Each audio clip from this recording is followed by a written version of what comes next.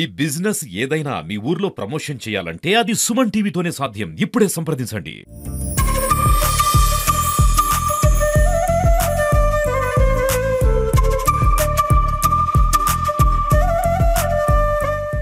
నమస్తే సుమన్ టీవీ. మన ప్రస్తుతం పిఠాపురం నియోజకవర్గంలో ఉన్నాము. దేవీ నవరాత్రులు దసరా ఉత్సవాన్ని పురస్కరించుకుని పిఠాపురంలో పురుహూతిక అమ్మవారు 10వ శక్తిపీఠంగా ఇక్కడ వేంచేసి ఉన్నారు. ఇక్కడ అంగరంగ వైభవంగా దేవీ నవరాత్రులు అయితే అద్భుతంగా జరుగుతుంటాయి. దానిలో భాగంగానే ఇక్కడికి మనం రావడం జరిగింది. ఒకసారి ఈ దేవీ నవరాత్రుల విశిష్టత ఏంటి, ఈ సంవత్సరం అందరూ కూడా 9 రోజులు కాదు 11 రోజులు అని అంటున్నారు. దాని యొక్క విశిష్టత అది ఏంటి అనేది కూడా ఒకసారి మనం పూజారి గారిని అడిగి తెలుసుకునే ప్రయత్నం చేస్తాం. సార్ నమస్తే అండి. సార్ ఏంటి దసరా విశిష్టత ఏంటి ఈ సంవత్సరం? శరత్కాలే మహాపూజా క్రియతే యాచ వార్షికే తస్యామై తన్మాహాత్మ్యం శ్రుత్వా భక్తి సమన్వితః అని మార్కండేయ మహాపురాణంలో ఈ శరన్నవరాత్రాలు చాలా విశిష్టత కలిగినటువంటి పూజ అని చెప్పబడుతోంది. ఈ పూజా కార్యక్రమం అమ్మవారికి అత్యంత ప్రీతి అయినటువంటిది. ఇందులో ఏంటి అంటే పాడ్యమి నాడు హస్త నక్షత్రంతో ప్రారంభమయ్యేటువంటిది, అలాగే శ్రవణ నక్షత్రంతో ఉద్వాసన చెప్పేటువంటిది. వీటిని 9 రోజులు వచ్చినా 8 రోజులు వచ్చినా చేస్తూ ఉంటాం. కానీ ఈ సంవత్సరం వృద్ధి జరుగుతోంది. ఇది లోక వృద్ధికరమైనటువంటిది. సకల జనులు కూడా మున్ముందులో సుఖ సంతోషాలతోటి ఆయురారోగ్య భోగభాగ్యాలతోటి కూడా తొలతూగుతారు.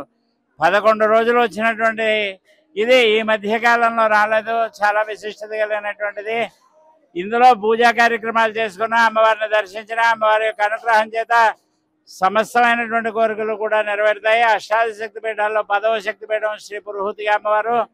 ఈ అమ్మవారికి శరన్నవరాత్రాలతో సహా శతచండీ యాగ కార్యక్రమాలు కూడా జరుగుతున్నాయి. భక్తులందరూ కూడా దర్శించవలసిందిగా కోరుతూ ఉన్నాం. అమ్మవారి కరుణ కటాక్షాలు పొందాలంటే ఏ విధంగా, అంటే పూజా కార్యక్రమం ఏ విధంగా చేయాలి, అమ్మవారికి ఏ విధమైన నైవేద్యం పెట్టాలి అనేది చాలా మందికి ఒక అవగాహన నిమిత్తం మీరు అన్న తెలియపరచగలరా గురుగారు? అయ్యా, తెలియపరచడానికి అందరికీ తెలుసున్నటువంటి రోజుకు ఒక అలంకరణ అని, అలాగే రోజుకు ఒక రకమైనటువంటి నైవేద్యాలు అని చెప్పి ఇవన్నీ మనకు సోషల్ మీడియాలో వస్తూ ఉన్నటువంటివే. ఒక్కొక్కళ్ళు ఒక్కొక్క ఆలయాన్ని బట్టి, ఆ సాంప్రదాయాన్ని బట్టి అవన్నీ కూడా జరుగుతూ ఉంటాయి. ఇక్కడ పురుహూతిక అమ్మవారికి మాత్రం రోజుకు ఒక అలంకారం అనేటువంటిది మాత్రం లేదు. నిత్యము మాత్రం చండీ పారాయణలు, పూజలు, హోమాలు ఇవన్నీ కూడా జరుగుతాయి. చాలా విశిష్టత కలిగినటువంటిది. అలాగే శంకరాచార్య స్వామి వారు ప్రతిష్ఠించినటువంటి రాజరాజేశ్వరి అమ్మవారికి విశేషంగా రోజుకు ఒక రకమైనటువంటి అలంకారాలు జరుగుతాయి. భక్తులందరూ కూడా చూసి ధరించవలసినటువంటిది. ఎందుకంటే విపులంగా చెప్పడం అనేటువంటిది చాలా ఇబ్బందికరమైనటువంటి విషయం. ఎందుకంటే విజయవాడలో ఒక రకంగా జరుగుతుంది, శ్రీశైలంలో ఒక రకంగా జరుగుతుంది, అలాగే ఇతరత్ర ఉండేటువంటి పుణ్యక్షేత్రాల్లో వాళ్ళ సాంప్రదాయాన్ని బట్టి జరుగుతూ ఉండేటువంటి కార్యక్రమాలు తప్ప ఇది అంటూ ఒక ప్రాతిపాదికగా ఉండేటువంటిది కాదు, పరంపరగా వచ్చేటువంటి విషయం. అయితే ప్రతి దేవాలయంలోని అమ్మవారిని ఒకరికే పూజలు అందరం అయితే జరుగుతుంది. అయితే పిఠాపురం దేవస్థానంలో 2 అమ్మవార్లు ఇక్కడ, ఇటు శక్తిపీఠము, అదే విధంగా మీరు అన్నట్టు రాజరాజేశ్వరి అమ్మవారు. దీని విశిష్టత ఏంటి సార్ అసలు? అమ్మవారు లక్ష్మీ స్వరూపిణి కాబట్టి ఆ శివుడు యొక్క అర్ధాంగిగా మాత్రం ఈ క్షేత్రంలో పూజింపబడదు.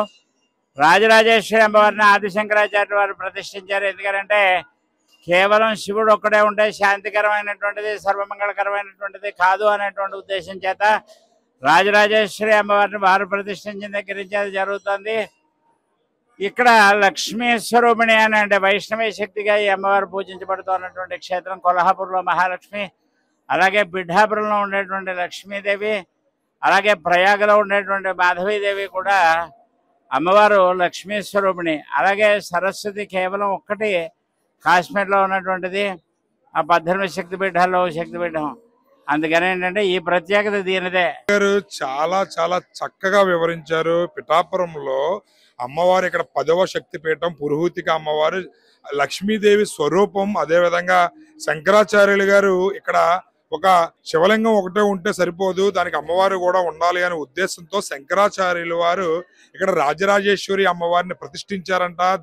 దానిలో భాగంగానే పిఠాపురంలో ఇక్కడ మన కుమారరామ భీమేశ్వర స్వామి ఆలయం ఏదైతే ఉందో పాత గయా దీనికి ఉన్న పేరు.